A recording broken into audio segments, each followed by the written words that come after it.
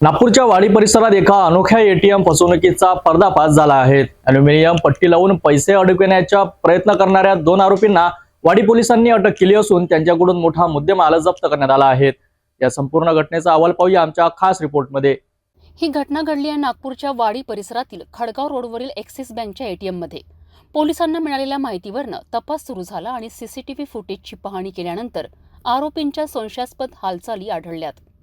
आरोपींनी एटीएम मशीनच्या cash डिस्पेन्सरला aluminium पट्टी लावून ग्राहकांचे पैसे अडकविण्याचा प्रयत्न केला होता।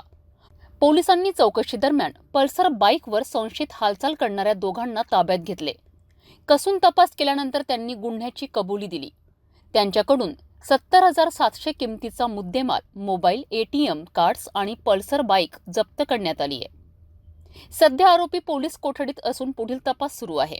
नागपूर पोलिसांनी ही फसवणूक वेळीच उघडकीस आणली असून नागरिकांना सतर्क राहण्याचे आवाहन केले आहे। तुम्ही एटीएम वापरत असताना कोणतीही संशयास्पद हालचाल दिसल्या त्वरित पोलिसांशी संपर्क करावा। अशाच महत्त्वाच्या घडामोडींसाठी बघत रहा सिटी न्यूज।